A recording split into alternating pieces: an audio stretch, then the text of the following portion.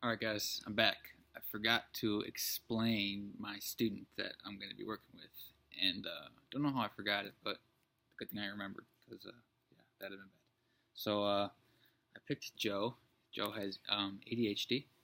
So Joe's goal for the week, it says, Joe will participate correctly in class, follow directions, stay on task at least 75% of the time, and will not be asked more than twice to stay on task throughout the activity. My paraprofessional will keep track of these and will mark down on Joe's punch sheet. If he stays on task, he will receive 4 minutes of free time on the iPad at the end of the week. So here I have Joe's punch sheet. It's kind of like a certificate. You fill it out. I'm gonna have Joe fill this out, and it says date, student's name, intervention plan.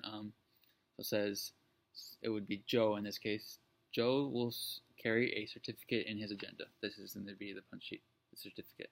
Each time she does the unwanted behavior, in which is he gets off task or causes ruckus in class, in Mr. Rallo, it would be teacher's name's room, he or she will lose a punch.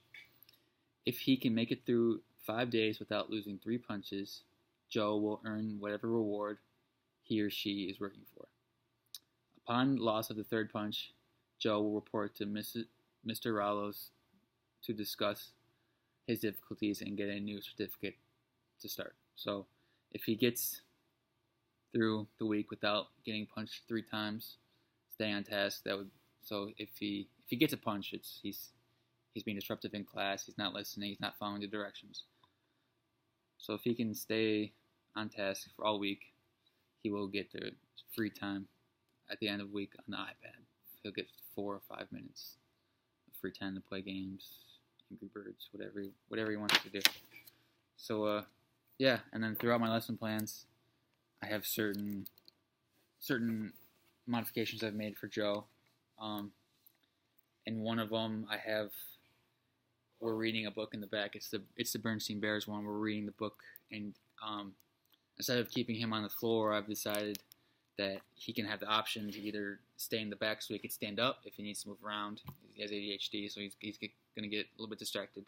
So if he does, he can get up. He can move around, and then obviously I'll do that, and then I'll give another option of having a wheelie chair in the back, so he can sit in the back and kind of roll a little bit if he needs to, as long as it's not too loud and distracting. It does something that could maybe burn off some energy from him. So that's one major things that I put in there for him.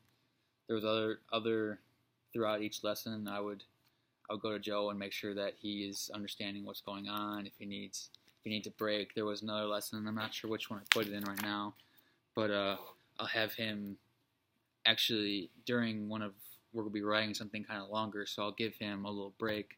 I'll say, Joe, can you come here and help me for a second? He'll come over to my desk. I'll say, can you run this down to the office for me? It's going to be a little note that I need to give to the somebody in the office. So that'll give Joe a chance to get up, move around, burn off some of the energy, and hopefully when he comes back, focus back in on his work so he can finish it without getting in trouble. So yeah, there's just a couple of things that I put in there for Joe. Hopefully this will help him have some success. So if he stays on task, he will receive his free time on the iPad. If not, I always have next week to try again. So yeah, those are some things I added in there. Yeah, see you guys soon.